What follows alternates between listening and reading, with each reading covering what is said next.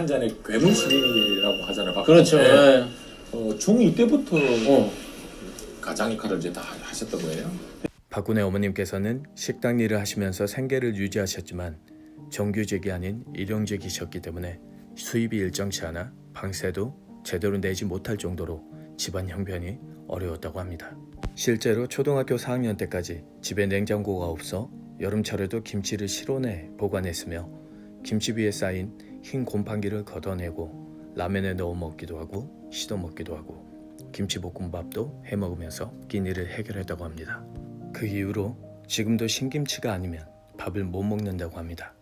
이 부분에서 어린 시절 생각하면서 눈물이 많이 났습니다.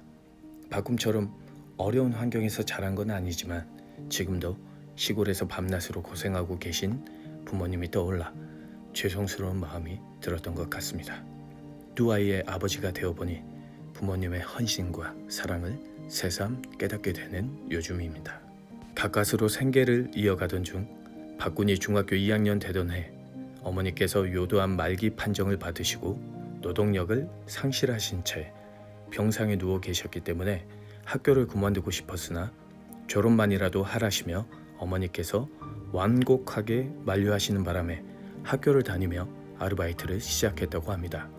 그 어린 소년이 중학교 2학년 때부터 고등학교 졸업할 때까지 학업과 생업을 넘나들며 마음고생이 얼마나 심했을지 저로서는 상상도 가지 않습니다. 박군의 말을 빌리면 그 당시 알바를 경상도 사투리로 쎄 빠지게 해도 알바비 60만 원 받는데 고등학교 2학년을 앞두고 들리는 소문에 의하면 장학금이 75만 원이었다고 합니다.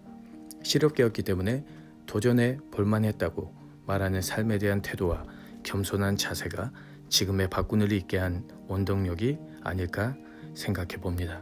공부할 시간이 턱없이 부족했던 박군은 중국집에서 일하는 도중 배달을 가면 엘리베이터 충수를 눌러두고 필기해둔 내용을 외우고 배달을 마치고 오토바이 타고 중국집으로 돌아가는 길에 외운 것을 계속 생각했다고 합니다.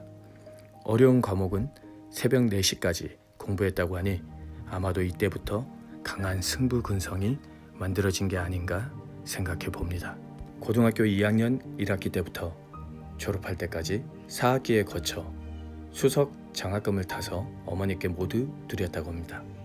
이게 말이 쉽지 그 누가 이런 선택을 하면서 학창 시절을 보내겠습니까?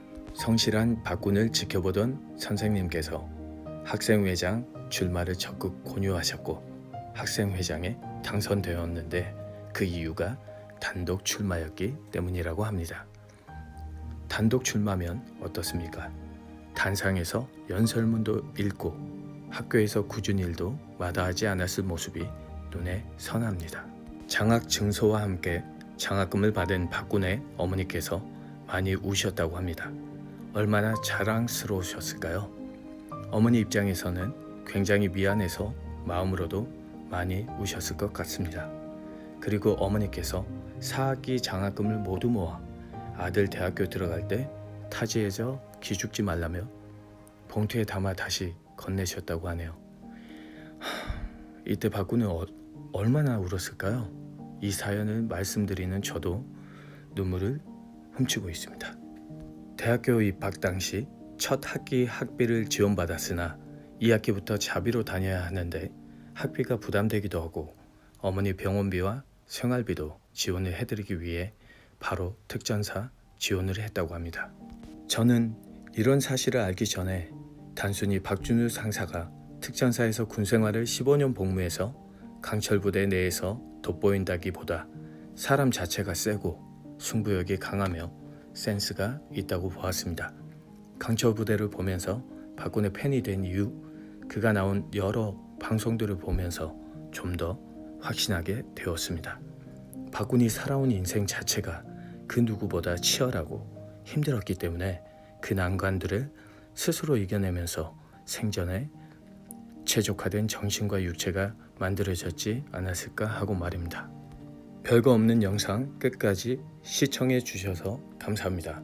요즘 강철부대가 말이 많아서 인사는 강철이 아닌 한잔으로 하겠습니다. 한찬! 한 잔에 한 잔에 한 잔에 갈 때까지 달려보자 한 잔에 오늘 밤 너와 내가 하나 되어 우리 모두 박군을 광고 모델로 만들어 봅시다.